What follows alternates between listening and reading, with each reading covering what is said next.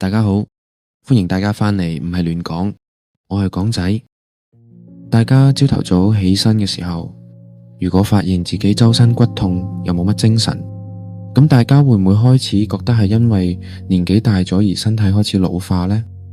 咁唔知大家又會唔會有時覺得自己個腦好似撈得越嚟越慢，就好似一部用咗10年嘅手提電腦咁樣，無論重新開機幾多次都好，結果都一樣係咁窒呢？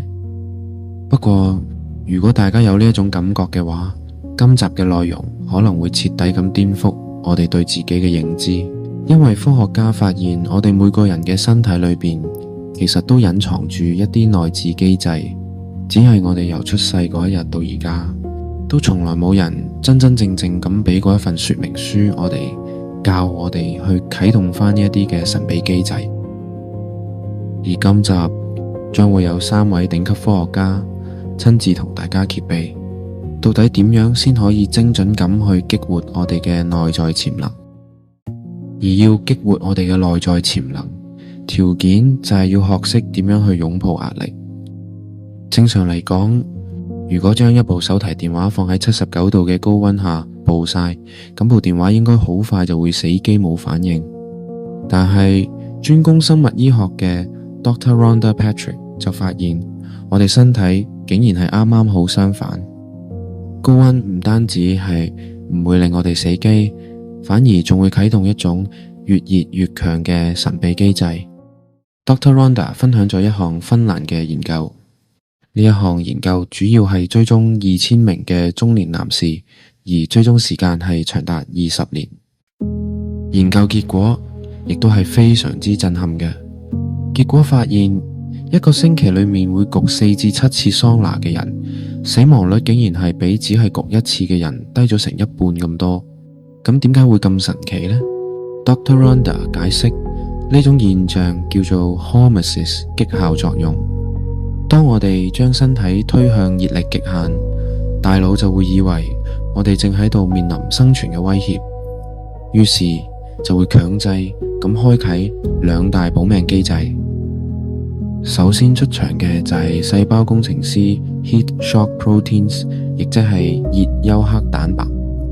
佢哋就好似一班維修工人咁樣，會將嗰一啲老化咗嘅蛋白質重新修復，確保呢一啲嘅細胞可以正常運作翻，幫我哋由內到外咁去延壽。而第2個保命機制就係啟動 Phospho3 基因，呢種基因可以係話非常之犀利，佢係專門負責修復 DNA 同埋啟動細胞嘅自噬功能。簡單啲咁講，即係佢會幫我哋清理細胞裏面嘅垃圾，甚至乎係會殺死埋嗰一啲可能會變成癌症嘅受損細胞。而最正嘅一點係，焗桑拿其實係一種唔使喐嘅運動。大家唔好以為淨係坐喺度就一定好舒服。喺高溫下，我哋嘅心跳係會加速到每分鐘100到150下，而呢一個數值其實已經係達到咗中等強度運動嘅水平。咁如果你係嗰一啲好討厭做運動，而且平時又懶得喐嘅人，焗桑拿就可以模擬翻運動對心血管嘅好處，即係話坐喺度都可以強化緊個心臟。不過個人認為，中等強度嘅運動其實唔單止係對心臟有益，保持適量嘅肌肉亦係令我哋日常減低受傷嘅好幫手。其實只要我哋敢於面對適當嘅唔舒適，身體就會主動幫我哋進行細胞層面嘅返老還童。我係 Rhonda Patrick 博士。喺上一條關於高溫鍛煉嘅片入邊，我提到定期焗桑拿可以提升運動耐力，預防肌肉萎縮，改善胰島素敏感度，促進神經再生，即係腦細胞生長，增強學習同記憶力，仲可能可以延年益壽。今日我哋會由上次停低嘅地方繼續講長壽。我上一條片對呢個話題都幾有先見之明，因為最近美國醫學會雜誌內科學發表咗一項研究，證實焗桑拿確實同長壽有關。呢項研究招募咗超過2000名中年男性，並喺20年嘅時間入邊調查咗焗桑拿嘅頻率同心臟猝死、致命冠心病、致命心血管疾病以及包括癌症在內嘅全因死亡率之間嘅關係。我哋去睇下研究結果係點。研究發現，同每星期只焗一次桑拿嘅男性相比，每星期焗2至3次桑拿嘅男性，患致命心血管疾病嘅風險低咗27%，而每星期焗4至7次嘅男性，風險更低嘅50%。此外，研究仲發現，同每星期焗一次桑拿嘅男性相比，每星期焗2至3次嘅男性，全因死亡率降低咗24%，而每星期焗4至7次嘅男性，全因死亡率更加降低咗40%。不過當然，唔同桑拿房嘅環境都唔同，所以我哋嚟講下呢項研究入邊一個好重要嘅參數溫度啦。呢個意味住研究結果未必可以直接套用嘅按摩浴缸、蒸氣室或者紅外線桑拿房，因為呢啲地方嘅溫度通常比較低，同研究中所用嘅高溫環境有分別。咁樣唔代表用按摩浴缸、蒸氣室或者紅外線桑拿房就冇好處，只係話如果你將佢哋同呢項研究入邊嗰種高溫乾燥嘅芬蘭桑拿相比，係會有啲細微嘅差別。焗桑拿對心臟健康嘅一啲正面益處，可能係因為佢同定期體育鍛煉對心臟產生嘅效果好相似。中等強度嘅桑拿可以令心率增加到每分鐘100次，而更劇烈嘅桑拿過程可以令心率增加到每分鐘150次。如果你唔知嘅話，呢個速度係好快嘅，後者相當於中等強度嘅體育鍛煉。長期焗桑拿已經被證實可以改善血壓、內皮功能同心室功能。而家我哋嚟講下長壽。話晒呢個係呢項研究入邊最令人驚訝嘅發現。我認為有幾個分子層面嘅解釋可以說明焗桑拿係點樣影響長壽嘅。首先，我哋會講一個之前討論過嘅話題，熱休克蛋白，亦都叫做 HSPs。焗桑拿產生嘅熱壓力以及程度較輕嘅運動都可以激活基因表達，從而產生更多嘅熱休克蛋白。研究入邊用到嘅乾桑拿平均溫度好高，達到攝氏79度，即係華氏174度。通常仲會喺熱石上邊淋水嘅增加喺度，每次持續時間長達甚至超過20分鐘。熱休克蛋白嘅細胞入邊有好多重要嘅功能，其中一個重要功能係確保負責細胞內所有生物運作嘅蛋白質喺壓力之下仲可以維持正確嘅三維結構，無論係嚟自高溫嘅壓力，定係正常衰老、受傷，或者好似 UVB 輻射引起嘅壓力都好。蛋白質嘅三維結構對佢嘅功能同埋蛋白質本身嘅壽命都非常重要。換句話講，只要生存緊，就會產生一啲叫活性氮同活性氧嘅反應副產品，佢哋會損害你細胞入邊嘅蛋白質。呢種損害會破壞蛋白質嘅三維結構同功能，令到佢冇辦法再發揮應有嘅作用。呢種損害唔單止會影響蛋白質嘅功能，仲會導致蛋白質聚集。蛋白質聚集會出現嘅心臟病入邊，例如心臟衰竭、動脈粥樣硬化、心肌病，亦都常見於神經退化性疾病，好似阿茲海默症、帕金遜症同亨廷頓舞蹈症。既然我哋知道熱休克蛋白好犀利，因為佢哋可以幫我哋抵抗壓力，無論係好似組織受傷呢類極端壓力，定係好似正常衰老呢類普通壓力。所以熱壓力可以令蒼蠅同蠕蟲嘅壽命延長15%，可能都唔係咁令人意外。而且研究顯示呢樣嘢係取決於熱休克蛋白嘅。另一個暗示熱休克蛋白可能同人類長壽有關嘅資訊係，有一種可以增加熱休克蛋白表達嘅基因多態性，係同成為100歲老人，即係活到100歲有關嘅。話雖如此，當我哋研究熱壓力對長壽嘅影響嗰陣，熱休克蛋白並唔係唯一需要關注嘅蛋白質。另一個我哋應該關注嘅分子途徑係 FOXO3。雖然我哋上一條關於桑拿喺片入邊提過熱休克蛋白，但我哋提到 FOXO3，不過我哋其他影片同演講入邊都有提過 FOXO3。FOXO3 同長壽係有關聯嘅。事實上，擁有可以產生更多 FOXO3 嘅基因多態性嘅人，活到100歲嘅機會率會增加高達2.7倍。另外，產生更多 FOXO3 嘅老鼠，壽命亦都延長咗30%。咁 FOXO3 係點樣做到呢樣嘢嘅呢？ FOXO3 係好多唔同基因嘅主要調節因子，當佢啟動嗰陣，會開啟好多唔同嘅基因，令你哋細胞對隨住年齡增長而出現咗各種壓力更有韌性。好多由 FOXO3 開啟嘅基因咁啱會隨住年齡增長而減少，所以提高佢哋嘅表達係非常有益嘅。FOXO3 可以防禦嘅一種特別重要嘅壓力係 DNA 損害，嚟自正常新陳代謝同免疫功能，會損害蛋白質嘅嗰類反應副產品，同樣都會損害 DNA。DNA 損害會導致基因突變，當受損嘅細胞發生突變，佢就會複製，進而導致癌症。FOXO3 增加咗參與 DNA 修復嘅基因表達，等受損嘅部分得到修復，唔會形成突變。FOXO3 仲會增加殺死受損細胞嘅基因表達，令佢哋唔會演變成癌症。FOXO3 亦都透過增加對抗損傷嘅基因表達，令細胞更有韌性，包括抗氧化基因。呢啲基因比飲食中嘅抗氧化劑強效得多。此外，當細胞受損或者端粒變得極短嘅時候，細胞會進入衰老狀態，即係話佢哋未死，但亦都唔算係生存緊。相反，佢哋只係留喺度分泌促炎細胞因子同埋促炎分子，損害附近嘅其他細胞，形成促炎細胞因子產生嘅惡性循環。佢 FOXO3 就會增加參與細胞自噬嘅基因表達，即係話受損細胞會自我吞噬，而唔係留喺度分泌促炎細胞因子。FOXO3 仲會增加參與免疫功能嘅基因表達，免疫功能會隨年齡增長而下降，咁樣你嘅免疫細胞就可以更有效咁對抗病毒、細菌同癌細胞。FOXO3 仲會增加參與新陳代謝同幹細胞功能嘅基因表達，呢啲只係其中幾個例子。唔該，邊個可以俾多啲 FOXO3 我啊？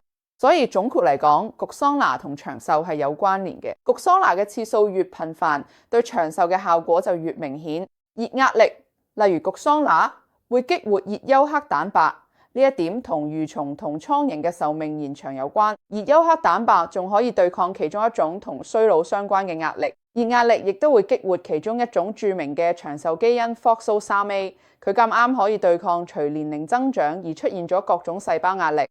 所以定期焗桑拿可能會帶嚟一啲真正嘅健康益處，包括延長壽命，呢一點都唔令人意外。至於我呢，其實我自己就會繼續把握住每一個可以嘗試嘅機會去焗桑拿，因為我覺得呢對我嚟講真係好有幫助。既然我哋識得點樣去幫身體做維修工程，咁下一步要面對嘅就應該會係點樣去處理內部垃圾嘅問題啦。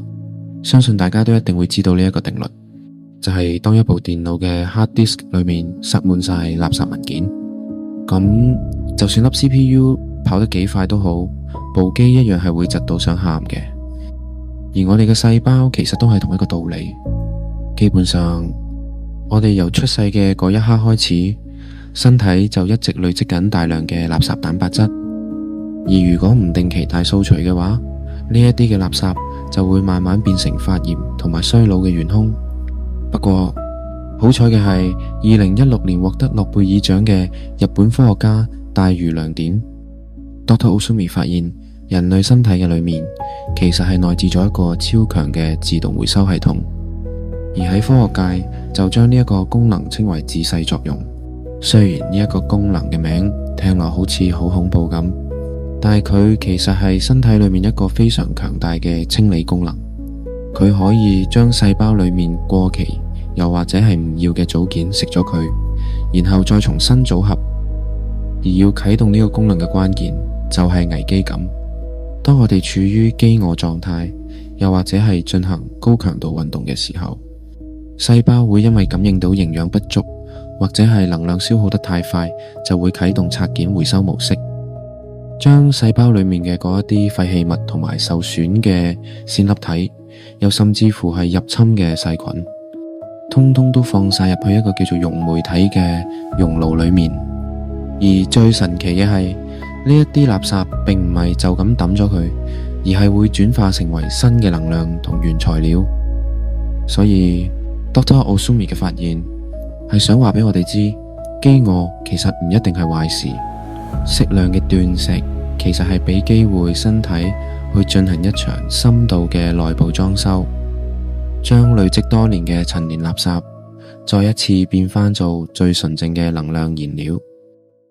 我係 Dennis Noble 教授，係著名嘅牛津大學生理學家，專門研究人體生理學。我亦都係所謂牛津長壽計劃嘅創辦人之一。呢個正正就係我睇到日本訪問大隅教授嘅原因。大隅教授，非常感謝你接受訪問。我哋知道你非常之忙，你而家甚至有埋自己嘅研究所。無論如何，如果可以嘅話，我想先講下你嘅諾貝爾獎演講。我讀得非常之開心。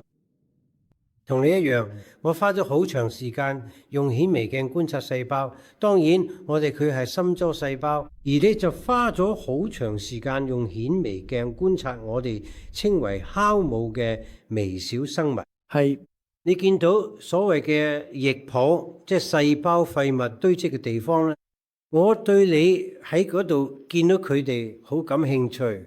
因為你描述佢嘅產物入去，然後呢，喺我哋稱為布朗運動嘅狀態下跳動。係，你可以同我哋講下呢方面嘅嘢咩？好啲，好啲。首先呢，我諗先自我介紹一下咧。好係，我係一名細胞生物學家，研究酵母，研究咗差唔多半個世紀，係好。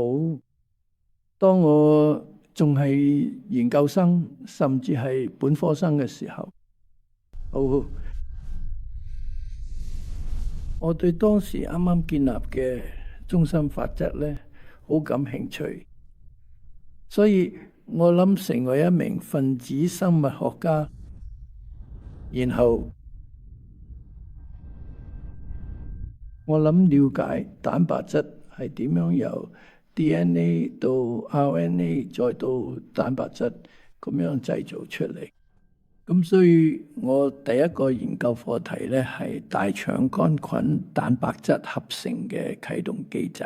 咁當然嗰陣時每個分子生物學家咧都係研究大腸桿菌。咁所以對我嚟講咧，蛋白質合成咧已經成為咗一個關鍵詞。係。不過我由美國翻嚟之後，因為一直對生物學特別感興趣，所以我決定專注研究酵母細胞，希望可以更深入了解液泡嘅功能，想知道液泡嘅細胞入邊究竟有咩作用。好，咁嗰個時候你講過液泡被認為只係細胞入邊嘅垃圾堆，但我認為佢可能係細胞入邊一個相當重要嘅細胞器。我發現液泡含有大量氨基酸，而且係由我哋發現嘅 V 型 ATP 酶驅動嘅，所以呢係液泡並唔係好似咁嘅，或者一般人所睇嘅係一個唔活躍嘅細胞器。到咗1988年，我想研究液泡作為用酶區隔，即係酵母細胞入邊嘅降解區隔同原生區隔，因為佢內部係酸性嘅，而且含有各種水解酶。所以我想知道細胞質蛋白係乜嘢嘅時候，以乜嘢方式進入液泡嘅？呢個就係嗰個我最初想問咗問題，而且呢，我每日都喺光學顯微鏡下觀察酵母細胞，我知道有一啲結構會進入液泡，呢樣嘢好容易喺光學顯微鏡下呢觀察到。所以我第一個問題係，如果我哋會誘發酵母胞質形成嘅氮基鵝條件下觀察酵母細胞，咁如果我好彩嘅話，我就會見到一啲結構進入液泡進行降解，然後我真係發現嘅，正如你所講，有好多好多球狀結構進入液泡並積聚。我之所以能見到呢啲結構，係因為我用咗一種液泡蛋白缺失嘅突變細胞，佢唔會破壞呢啲結構。所以我覺得咧，佢係相當有趣嘅現象。咁所以喺過去差唔多35年入邊，我一直喺度研究呢啲現象，同埋點解，同埋呢啲結構係點樣進入液泡嘅。而嗰個係我研究嘅25年嘅課題。所以透過電子顯微鏡呢項重大研究，我哋發現咗呢類結構係即係包含咗一部分細胞質啦，即係細胞質啦、蛋白係咁，所以嗰個可能就係被送去降解嘅結構，而發現雞膜動態同當時已知嘅自噬過程完全一樣。咁所以我當時覺得呢個可能係研究自噬機制模型嘅好系統。雖然自噬呢個現象喺好多年前就已經被科學家發現嘅，但係佢當時仲未有人能夠真正證明有任何基因或者蛋白質係會參與到自噬呢個過程之中。的確係冇錯，係，所以我哋開始用酵母做研究，因為研究呢類課題，酵母有咁嘅優勢。咁於是呢，我第一次嘗試用遺傳學嘅方法去研究自噬，我哋成功分離出18個對自噬本身至關重要嘅 ATG 基因，多達18個。係呢啲係必須嘅，但會唔會仲有更多係隨住演化而出現嘅？必須嘅。係基因總數多過18個，但呢18個基因對建立酵母嘅誘導自噬係必不可少嘅。咁之後我哋分析嘅呢類基因，發現佢哋參與嘅將一部分細胞質包裹成膜並送到液泡嘅過程。而你發現咗其中一個基因呢，其實係編碼蛋白激酶嘅，所以你當時就有啲線索，知道呢度就係蛋白質被降解嘅地方呢。係嗰18個基因呢，被分成6個功能組別啦，其中 ATG1 激酶呢，對於初步誘導自噬呢非常重要。之後呢，我哋仲發現咗2類泛素結合系統同埋 PI3 激酶等等。你仲發現咗一個我哋係 ATG8，但係仲有其他係同脂質有關聯嘅，呢點真係好令人興奮。我係生物膜研究員，係我研究興奮性細胞膜，所以我好興奮見到原來有一種基因係同脂質有關，而唔單止係蛋白質。係，你可以講關於呢方面嘅咩？好，冇問題。係嗰段時間係我人生中相當令人興奮嘅時期。喺 ATG 基因入邊有2種泛素樣蛋白，其中一種係 ATG8 嘅結合咗，唔係蛋白質，而係其中一種。明白。其中一種磷脂鮮乙醇胺脂質分子，亦即係話呢一種脂質分子，而嗰種結合其實係非常重要嘅，因為佢對酵母中自噬體嘅形成過程嚟講係至關重要嘅。係，冇錯。咁所以好明顯呢啲元素中嘅一部分被帶入液泡後穿過細胞膜嘅能力，因為要做到呢一點係必須嘅，係完全正確。另外呢，你喺諾貝爾獎演講入邊咧，發現咗另一件好有趣嘅事。你睇演講入邊提到，大部分蛋白質都係由生物體本身產生嘅氨基酸組成嘅。我哋大部分人，如果你喺街度問佢哋會話唔係喎，係我食嘅，係我食物入邊嘅肉。呢個真係令人好意外。而你係話有超過90%都係循環再造，係冇錯，真係好神奇。活細胞本身就係以呢種方式進行循環再造，絕對令人着迷。係我研究飢餓嘅原因呢，係因為咧飢餓咧其實係一個好好嘅系統，咁可以刺激細胞自噬嘅過程。我相信咧生命咧，正如你所講咧，擁有一個非常出色嘅循環再造系統。我哋正喺度製造咁多蛋白質同細胞，咁正如我所講呢，我哋每秒鐘呢製造300萬個紅血球，只係1秒鐘，而且每秒鐘仲會製造好多血紅蛋白。但呢個亦都意味住我哋體內有同樣份量嘅蛋白質正喺度被降解。咁所以我哋嘅生命呢就好似一個細胞咁，係透過降解生產同降解咁維持嘅，並透過降解生產同埋降解咁維持。呢個係地球上生命其中一個相當獨特嘅特徵。係啊。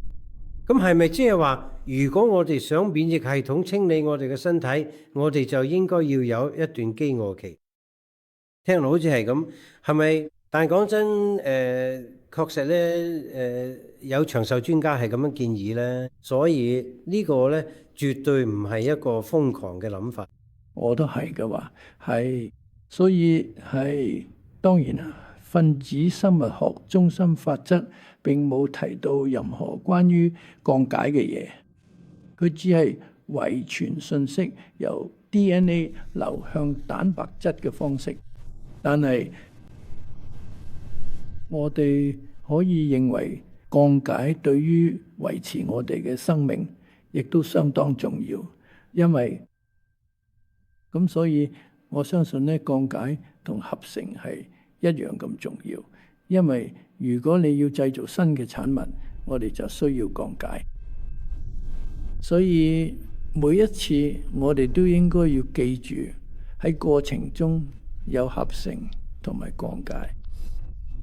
頭先我哋對話一開始嘅時候呢，你提到蛋白質甚至係其他結構呢，好似核糖體咁，都會入到去。係，我意思就係嗰樣嘢咧都好不可思議。咁所以成個核糖體、成個線粒體都可以，實際上俾液泡入邊嘅物質分解，呢樣嘢都好令人驚訝。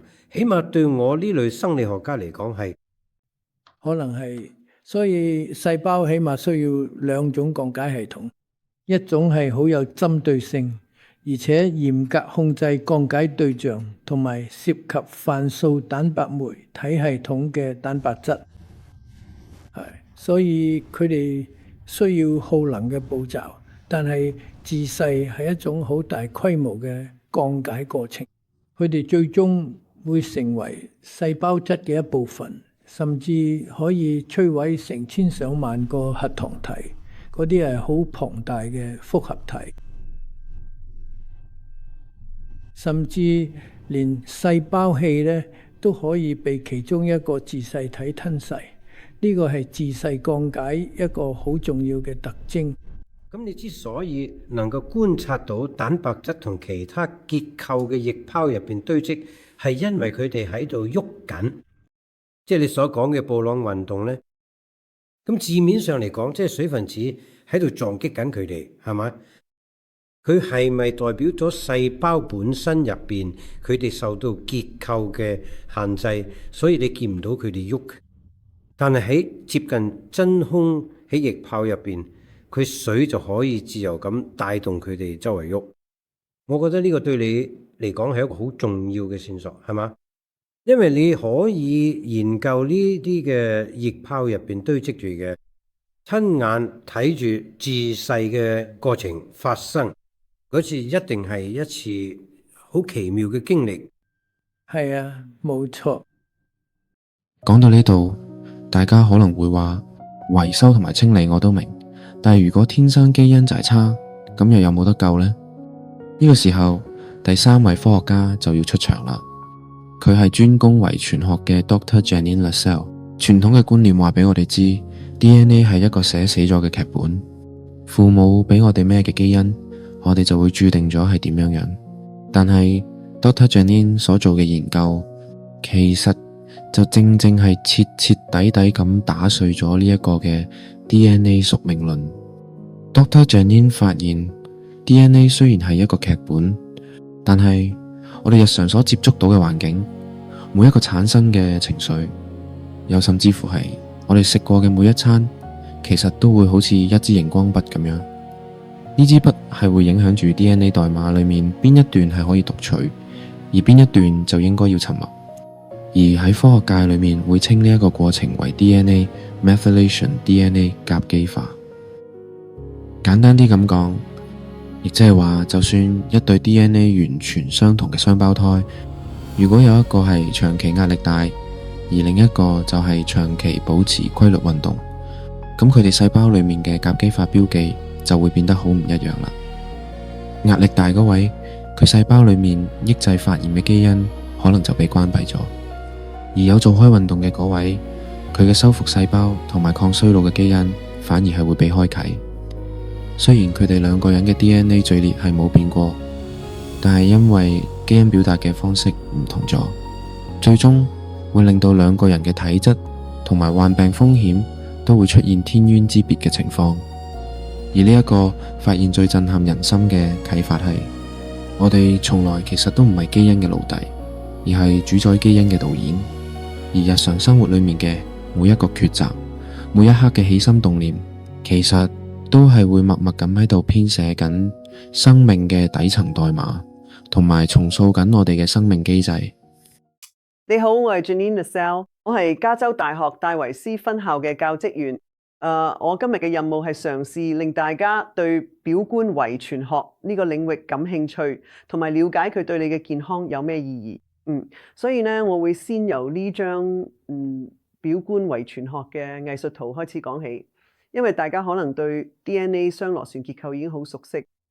但係表觀遺傳學其實係指嗰啲嘅 DNA 之上嘅信息。所以我好中意用珊瑚礁嚟做比喻。因為如果你見過珊瑚礁，你可能會發現佢有一部分係靜止嘅，即係珊瑚礁本身。但正如你所知，喺珊瑚礁上邊仲有好多層好有趣嘅信息。呢個就好似你嘅 DNA 編碼咁。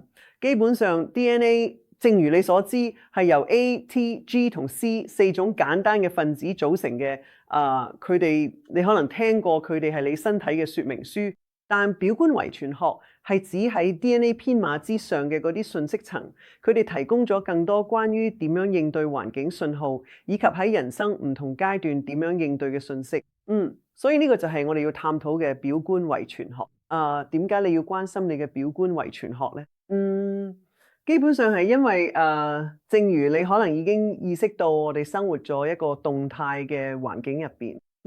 如果你哋新聞咧，你會見到各種關於我哋生活中環境變化嘅信息，好似山火、洪水、熱浪，仲有空氣污染或者水污染。所以其實我哋嘅身體係可以喺我哋嘅一生中進行適應嘅。你可能會覺得適應係，你知啦，進化論入邊嗰種適應嘅定義係指喺漫長嘅時間跨度入邊發生嘅變化。但我哋嘅身體其實係可以喺我哋自己嘅一生中去適應其中一啲環境變化嘅。呢個就係表觀遺傳學嘅關鍵所在，佢可以幫我哋理解同埋提高我哋適應動態環境嘅能力。咁所以我會呢個係我今日打算討論嘅大綱。我會先由生物學嘅角度為大家提供一啲關於咩係表觀遺傳學嘅背景資料。我會盡量唔好用太多信息令大家覺得太深奧，但我會先由過去講起先，講下表觀遺傳學係點樣由遺傳學領域發展出嚟嘅，以及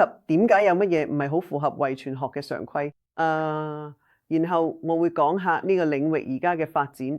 再次強調，我知道大家對表觀遺傳學嘅環境因素好感興趣，我亦會講下一啲令人興奮嘅嘢，好似而家已經開始有啲利用表觀遺傳學嘅臨床測試啦。最後我會講下我認為呢個領域未來嘅發展方向，以及大家將來可能會見到表觀遺傳學嘅健康同醫療保健方面嘅應用。咁所以我會先由表觀遺傳學嘅定義咧開始講起啦。呢個定義有冇專業？啦，但基本上佢係指對核苷酸或者染色體進行嘅可遺傳且可逆嘅修飾。呢啲修飾唔會改變序列，但可以改變基因表達同最終結果。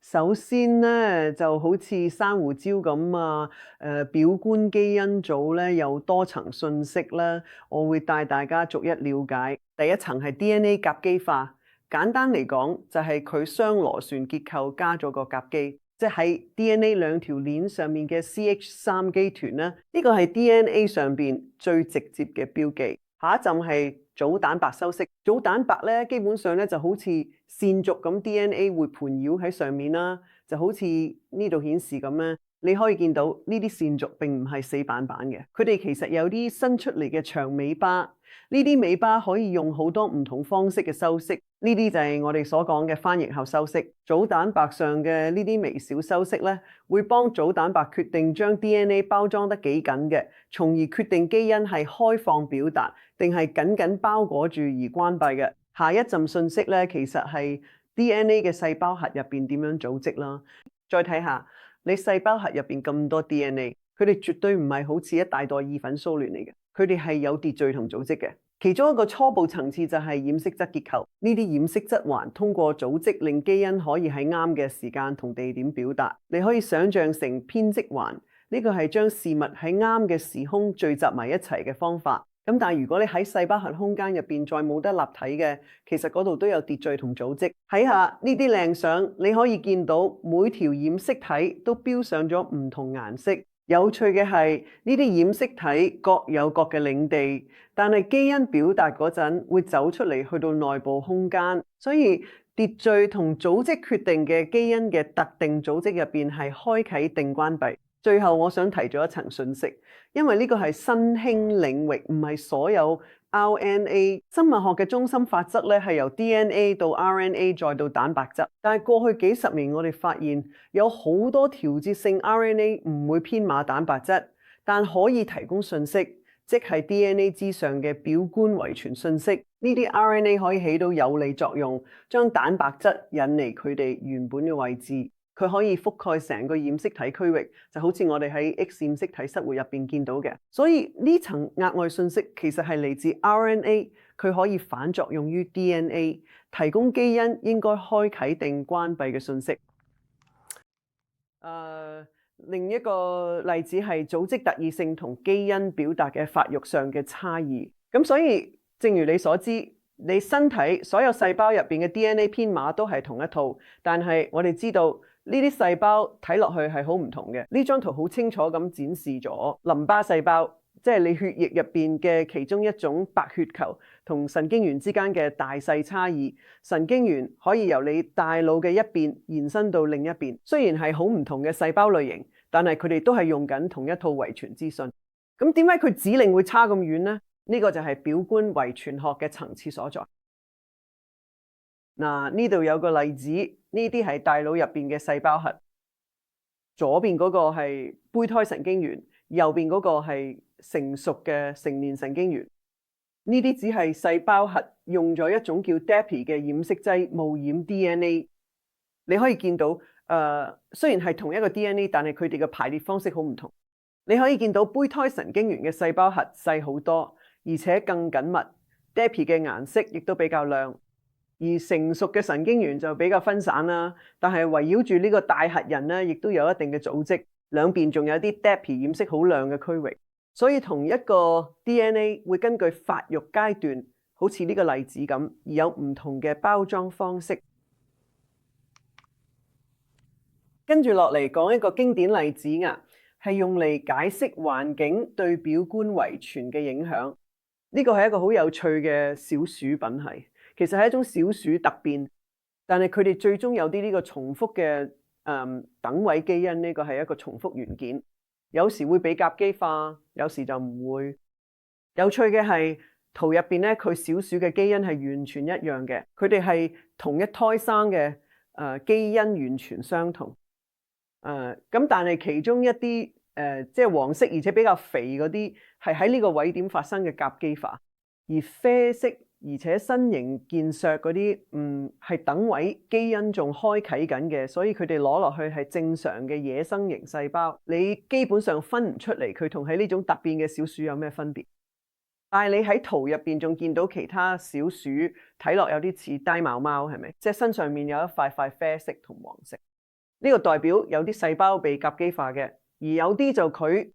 所以就算係同一隻小鼠，都可以因為表觀遺傳而出現兩種唔同嘅模式。呢個模型嘅表觀遺傳學早期被Dana Dolinoy 同 Randy Girdle 喺實驗室用嚟展示呢個好有趣嘅關聯。當佢哋加入環境暴露因素 BPA， 即係水樽入邊嗰種塑料，而家大家都會揾唔含 BPA 嘅水樽。呢樣嘢往往會影響表型，表型即係指佢哋嘅外觀。所以令到呢啲小鼠嘅外觀更趨向於黃色同埋肥胖嘅模式。但係如果佢哋嘅水入邊加入葉酸，葉酸係飲食中好重要嘅一部分。呢啲就係你嘅綠色葉菜入邊攝取到嘅嘢。維他命 B 群含有葉酸，葉酸亦都用咗產前維他命入邊，而佢嘅重要性在於為飲食提供甲基供體，咁樣就可以抵消環境暴露帶嚟嘅影響。呢一點好重要。因為呢個係我哋成日見到嘅現象，你知啦。有時喺環境暴露嘅情況下咧，表觀遺傳學係可以透過飲食咁抵消咗，而葉酸咧就係其中一個最好嘅例子。好，咁當我哋進一步思考基因同環境嘅相互作用，同樣地，有時啲人想用好簡單嘅數學咁解釋，佢哋會話：好，你呢部分嘅病係遺傳嘅，而呢部分係環境造成嘅，或者。你知啦，即係嗰個先天定後天嘅爭論。喺表觀遺傳學入邊，我哋認為佢所謂嘅先天對後天，而係先天同後天共同發揮作用，就係嘅。但呢個係一個複雜嘅基因同環境相互作用，所以我好中意呢張扭計骰嘅圖嘅，因為感覺真係好似咁。你知啦，唔係咁簡單咧。你有環境對表觀遺傳嘅影響，亦可以有保護作用。佢哋同你嘅遺傳基因相互作用。所以你真係要觀察特定嘅位點。我哋之後會講到生物標誌物，有一啲特定嘅生物標誌物可以見到呢啲影響。但係當你將所有嘢擺埋一齊，感覺就好似一個好複雜嘅謎題。咁所以我只想講呢個唔係一個簡單嘅相互作用。我亦都好中意用雙程路嚟做比喻。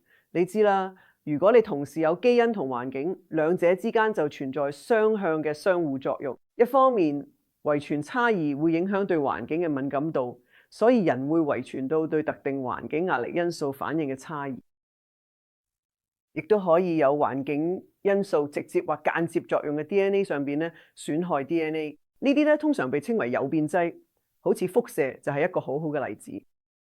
最後，但係同樣重要嘅係環境因素可以透過呢啲長期嘅表觀遺傳變化嘅影響基因表達。所以咧，再講一次，表觀遺傳學嘅一部分咧，就係要接受佢嘅複雜性。你其實唔只有一個表觀基因組，佢有好多層次，而且喺你一生中不斷變化。我哋講過嘅唔同細胞類型或者發育過程中嘅變化，男性或女性嘅身份亦都會影響你哋表觀基因組，兩者都受荷爾蒙影響。發育階段啦，一日之中嘅唔同時間咧，都會影響你嘅表觀基因組。呢當中仲涉及咗夜節律嘅因素。當然，飲食同新陳代謝對你嘅表觀基因組有主要影響，壓力都一樣。所以呢度就係同健康產生關聯嘅地方。但要記住，我哋講緊嘅係相當複雜嘅生物學，佢唔係好似改變遺傳密碼咁簡單，即係佢哋嗰4個字母嘅密碼入邊改咗其中一個。咁所以我想講，人生唔同階段。喺人生中呢樣嘢都好緊要，你可能會影響你嘅表觀基因組，透過你知啦，即係嗰啲環境暴露因素。但係如果話人生中有邊個階段係最關鍵嘅，佢一定係懷孕期，其次可能係生命早期，即係 BB 發育初期。呢個係因為呢段時間有好多動態變化，發育過程非常複雜。你知啦，由一個單細胞，即係由卵子同精子結合而成嘅受精卵，生長成一大團細胞。每當呢啲細胞分裂並分化成唔同組織嘅時候，表觀遺傳學都發揮緊作用。所以有好多情況會出錯，或者未必係出錯。再講一次，呢種係一種適應，所以可能會有變化。如果你接觸到某啲因素咧，發育可能會變得有啲唔同。咁樣咧可能會導致日後健康出現細微差別嘅。而家有好多證據支持疾病嘅發育起源假說，即係話就算係你成年後或者老年先出現嘅疾病，都可能源於胎兒時期。係啊，所以我認為嘅人生所有階段咧，關注環境及其對表觀基因組嘅影響咧都好重要。特別係如果你自己懷孕或者識得孕婦咧，嗰段時間可能係最能夠做好保護嘅時候咧。好啦，我哋呢樣嘢最近亦開始受到重視啦。呢張圖好複雜，但我哋複雜性嘅一部分在於你所接觸到嘅一切，依家被稱為暴露組。你知啦，作為生物學家，我哋好中意各種組啊，我哋有基因組、表觀基因組啊，依家仲有你嘅暴露組。我哋呢種認識係以前我哋可能只係擔心環境中嘅化學物質，但係依家我哋意識到仲有好多其他類型嘅暴露因素，包括物理環境中嘅嘢，例如電磁場、化學環境，仲有你生活嘅社會環境。既有內部亦都有外部因素，而且顯然係貫穿成個生命週期，所以佢好複雜。但係再睇下外圈顯示嘅係各種疾病，呢啲可能會受你一生中成個暴露組嘅影響。咁所以再講一次咧，呢啲資訊可能多到令人食不消啦。你可能會問，咁我可以點樣應對咧？而其中一啲嘅係好難改變嘅，係咪？所以我整理咗一啲你可以喺外部環境中控制到佢嘅。我會按由易到難嘅順序嚟講，保護你表觀基因組最簡單嘅方法，可能就係保持健康飲食。再講一次，要均衡。除咗綠葉蔬菜好重要，同埋飲食要多樣化。即係健康飲食嘅標準建議，避免濫用藥物，特別係吸煙。喺人生任何階段吸煙，肯定都會留低強烈嘅表觀遺傳特徵。跟住係運動，我覺得運動真係會有好大影響。運動對細胞嚟講係一種良性壓力，呢種壓力可以喺表觀基因組層面體現，並產生長遠影響。睡眠係另一樣嘢，喺現代社會要咁夠覺可能好難，但對表觀遺傳好重要。影響好多身體功能嘅夜節律，其實係受表觀遺傳嚴格控制嘅，所以咁啱嘅時間去覺，同埋控制好你哋嘅夜生物鐘係好重要。感染方面咧，好明顯你唔係次次都避得開嘅。我哋喺新冠疫情中學到好多，希望疫情教識我哋一啲行為可以預防感染啊。如果你知道社區有新冠病毒，就要戴口罩。但係再講一次，照顧好身體，令到免疫系統唔易受感染，都好有幫助。所以盡你所能去避免感染係可行嘅。但係同樣地，有啲嘢係你控制唔到嘅，藥物亦都會對你嘅表觀基因組產生影響。好明顯，如果你因為病而需要食藥，佢係好重要嘅。但係有時你可能會咁，我係咪真係需要食晒呢啲藥？以及呢啲藥對受表觀遺傳影響嘅其他身體部位會有咩影響？使用呢個消費品都好有趣嘅。呢個係你接觸到好多化學物質嘅來源啦，要注意化妝品、護髮產品之類嘅嘢，仲有屋企嘅清潔劑。最後一樣係壓力嘅，生活中好難完全避免壓力，但係盡量嘗試減輕心理壓力。呢樣亦都真係會影響到你對暴露組其他部分嘅影響，仲有你嘅表觀遺傳學。睇嚟人類研究咗咁耐，原來最後發現可以操控呢一本潛能覺醒手冊嘅嗰個人，竟然係我哋自己。基本上由 Dr. Rhonda 嘅極端維修，再到 Dr. Osumi 嘅細胞大掃除，同埋最後 Dr. Janine 嘅基因開關機制，我哋會理解到，其實所謂嘅潛能，好可能其實就係一種與生俱來嘅管理員權限。咁唔知大家又會唔會都開始想去試下焗桑拿，又或者係挑戰輕斷食，去激活一下自己嘅內在潛能呢？歡迎留言講下你嘅睇法。仲有就係，大家記得喺做任何挑戰同埋新嘗試嘅時候，都要堅守住一個理念，就係要覺察自己身體嘅接受程度，而去做適量調節。而最重要嘅係，循序漸進咁樣去持續改變，先至係開啟健康潛能嘅真正密碼。另外，如果大家想欣賞翻今集我所引用到嘅英文完整訪談，歡迎去 description 度睇睇有關嘅 link，我會全部放晒喺嗰度。如果大家都鍾意今集有關於身心健康嘅內容，記得 like 同 subscribe 我嘅 channel， 同 share 埋俾身邊嘅朋友。我哋下條片再見啦。最後嘅就係，你唔需要靠迷信過生活，但係你都唔一定要有證據先可以懷疑。信與唔信之間，有時就係留翻俾你自己諗嘅空位。我唔係亂講，但係都唔係講晒。如果大家有啲乜嘢想睇，又或者有啲乜嘢想講，都可以留言話我知，我會睇晒所有留言嘅。